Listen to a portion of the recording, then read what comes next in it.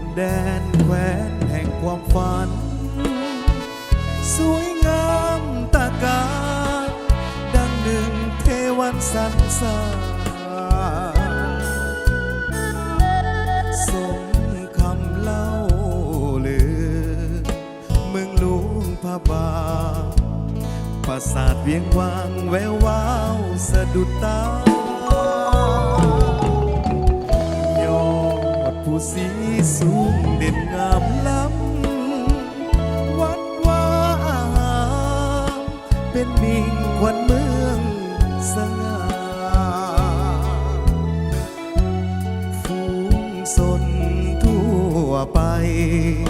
ใจล้วนเมตตาพุทธศาสนานำพาสุขสันต์ดินแดนแห่งความวิไลเลี้ยวแลแห่งใดส่วนจิตใจเบิกบา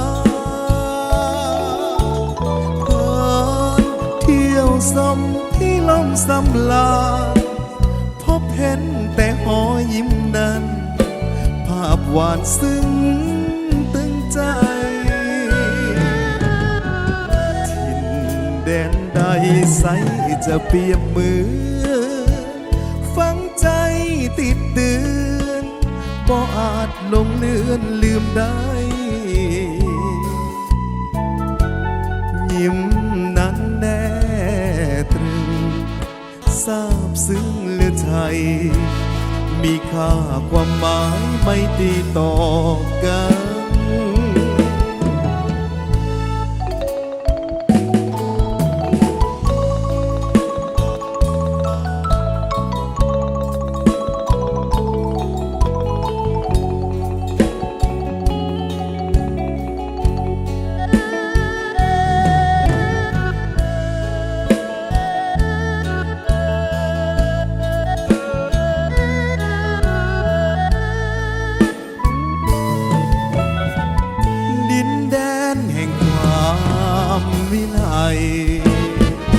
เลี้ยวแล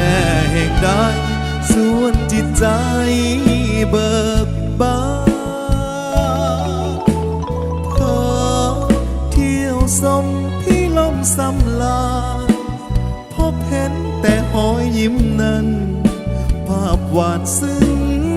ตึงใจถิ่นแดนใดใสจะเปรียบมือฝังใจติดเตือนบ่อาจลงเลือนลืมได้ยิ้มนั้นแน่ตรึงซาบซึ้งเหลือไทยมีค่าความหมายไม่ตีต่อกัน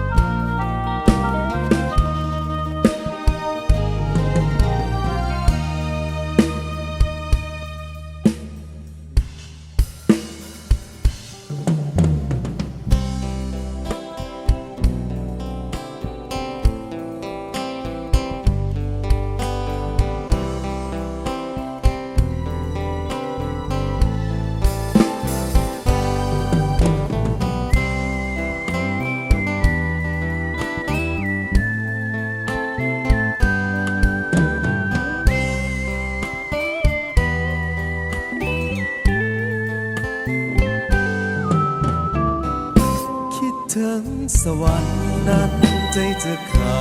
ดอยู่แล้ว ด้วยฮักน้องแก้วที่งามโสภาลาวัน ดังหนึ่งนางฟ้าลงสู่ดิน เหมือนว่าพระอินทร์นั้นลงมาฝัน ให้อายนอนฝันทั้งนอน หัวใจอายนี้แม้มีทางต่อออกได้อายขอทอดไว้ให้นุ่นน้องนางขอบคอจะอยู่ขอบฟ้าทินแดนใดถึงจะแสนไกลอายก็จะต้องกลับมาหาน้องสักวัน สายน้ำของไหลไหลเปรียบไปก็เหมือนดังน้ำใจอายไหลมานั้นขอให้น้องจงสงสารอย่าปล่อยอายเลยผ่านแดนสวรรค์แห่งนี้ไปไกล เวียงจันทร์สวรรค์นั้นใกล้กันสู่ขอบฟ้า แต่อายจะมาคู่เคียงดวงใจ ต่อให้ดินน้ำมากีดกันเหวป่าพาสันกันเฮาเอาไว้หักยอมข้ามได้เสมอ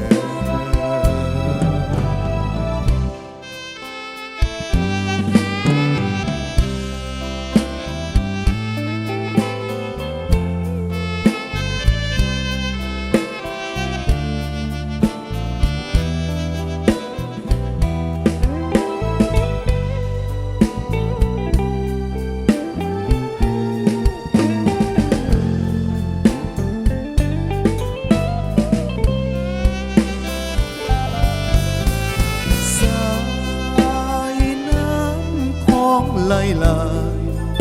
เปรียบไปก็เหมือนดังน้ำใจอายไหลมานั้นขอให้น้องเจ้าจงสงสาร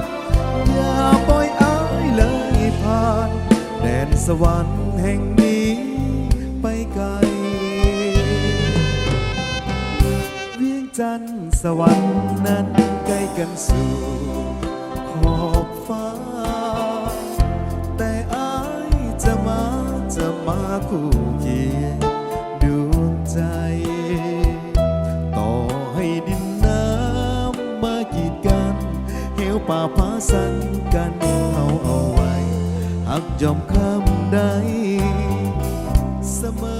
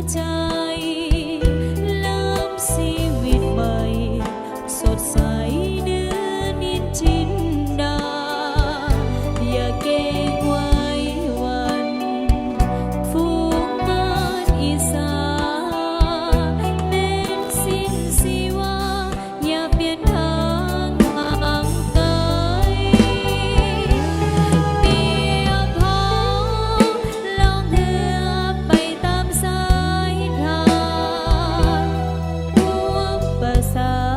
นสายทางหักแห่งใจประคองเหือหักไปสู่แดนสีวิไลอย่าเปลี่ยนดวงใจให้นาวากนี้สลาย รถเต้นขอประชาสัมพันธ์ถึงเจ้าของรถเท็กซัสสีขาวด้วยเด้อหมายเลขทะเบียนหอ1222เนาะหอ1222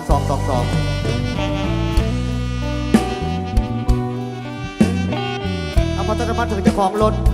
เท็กซัสสีขาวหมายเลขทะเบียนหอ1222